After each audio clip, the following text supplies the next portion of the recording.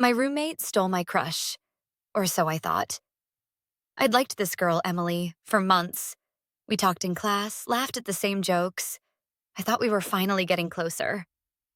Then one night, my roommate, Jake, walks in and casually says, "Bro, I'm going on a date tomorrow."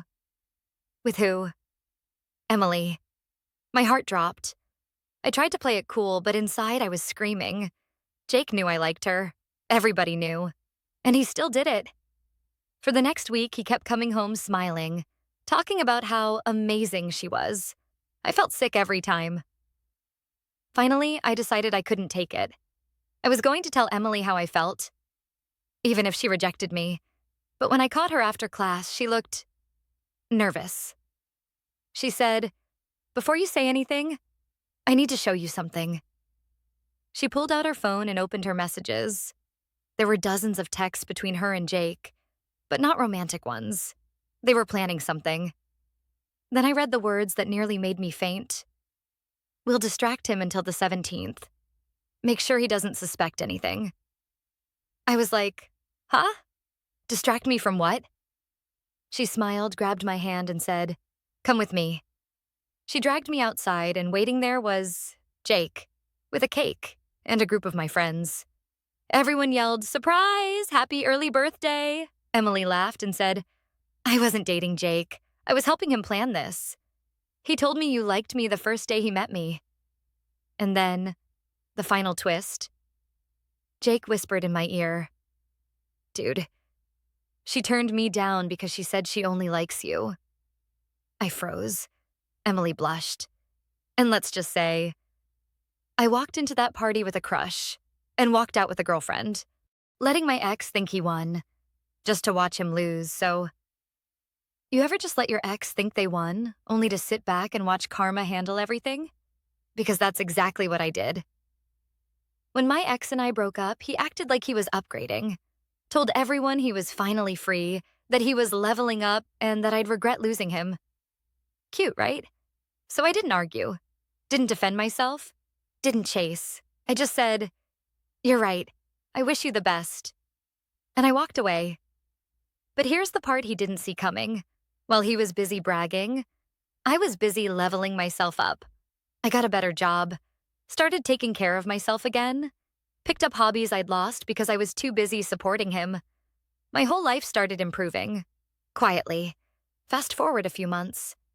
I'm at a friend's party, feeling good, glowing, laughing, actually happy. And guess who walks in? Yep, Mr. "You'll regret losing me." He looked rough, like life had chewed him up and spit him back out. Apparently the girl he upgraded to? Yeah, she upgraded from him real fast. He came over, gave me that sad little half smile, and said, "Wow, you look really happy." I just shrugged and said, "I am." And then, this is the best part, he said, "I think breaking up was a mistake." I smiled, the kind of smile you earn after surviving someone who never thought you'd thrive without them. And I told him, "Maybe for you." Then I walked away, again. But this time, I didn't just walk away from him. I walked away knowing I'd finally won without even playing the game. Not their real grandma. Last weekend, I was sitting in my living room, braiding my granddaughter's hair, when she suddenly asked, "Grandma, someone said you're not our real grandma. Is that true?" My heart dropped. I asked her who told her that, and she said it was a cousin during a family gathering. Apparently, the cousin overheard adults whispering that I wasn't really part of the family, because I had adopted my son when he was 6. I felt a sting I haven't felt in years. I took a deep breath and asked my grandkids to sit with me. They looked worried, like they were afraid I'd say yes. So I told them a story. When your dad was little, he didn't have a safe place to grow up. I chose him. I chose to fight for him, love him, protect him, and raise him. Being family isn't about blood. It's about who shows up, every single day. My grandson's eyes started to water. My granddaughter climbed into my lap and whispered, "Then you're extra real." Later that night, their dad came over after hearing what happened. He hugged me tight and said, "You're the only mom I've ever had, and the only grandma they'll ever have."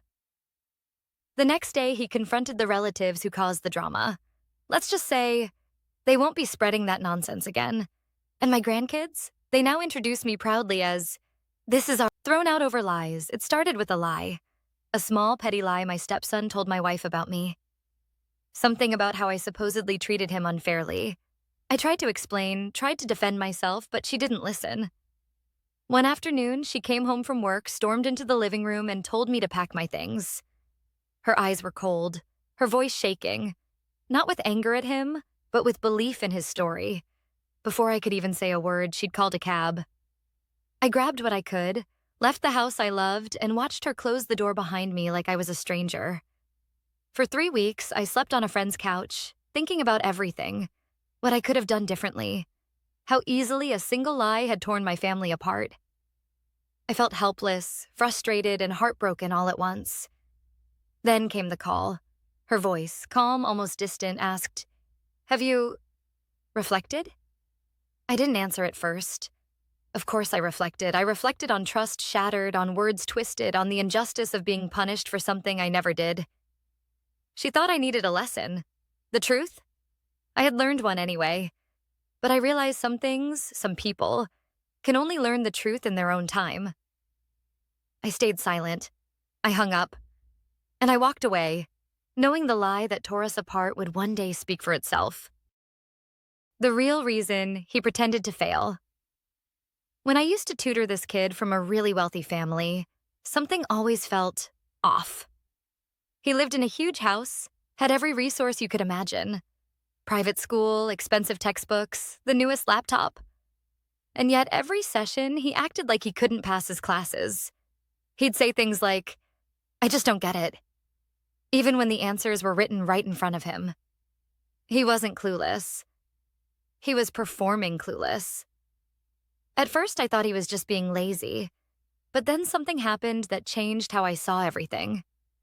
One day, his mom came home early.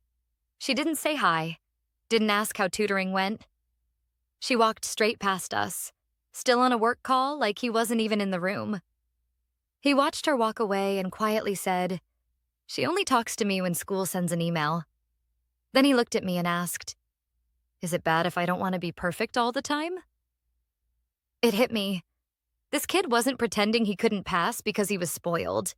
He was pretending because struggling was the only time anyone paid attention to him. When he got A's, his parents barely blinked. Success was expected. But the moment he slipped, suddenly they were asking questions, checking in, showing concern. Failure was the closest thing he had to being seen. So tutoring him wasn't just about math or essays. It became the one place he didn't have to act. He could admit when he didn't understand something, or when he actually did. And that's when I learned something important. Sometimes the kids who look like they have everything, money, resources, opportunities, are the ones starving the most for something simple. Attention, patience, and someone who actually listens. How did you low-key bag the baddest girl in the school? People always ask me. How did you, out of everybody, bag the baddest girl in the whole school? And every time, I just laugh. Because the real answer is way more accidental than anyone thinks. See, back then she was that girl. The one everyone watched walk down the hallway. Like the world moved in slow motion just for her. Teachers loved her, students adored her. And every guy tried and failed to get her attention. Meanwhile, I was just there. Not invisible, but definitely background character energy. One Friday morning, I was running late. Like, late. I sprinted across the courtyard with my backpack hanging open. Papers flying out like confetti at my own personal failure parade. And that's when it happened. My foot caught the edge of a bench. And I went down.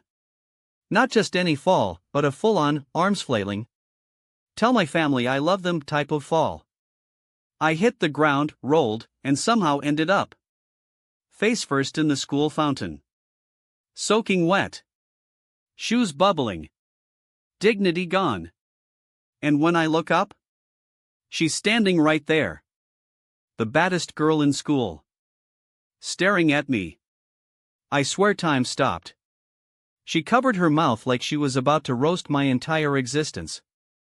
But instead, she started laughing. Not the mean kind. The "I can't believe this is happening" kind. She reaches out her hand and goes, "You good?" That was kinda impressive. I grab her hand, she pulls me up.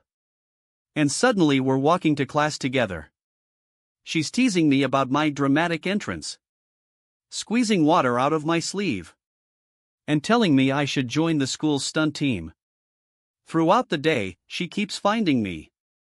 At lunch, between classes, even after school. And finally she says, "So, you wanna walk home together? I owe you for the entertainment." And that's when it clicked. I didn't bag the baddest girl in school by being cool, smooth, or confident. I bagged her because I accidentally turned myself into the funniest moment of her week. And she liked that. Sometimes you don't need game. Sometimes, you just need gravity to humble you.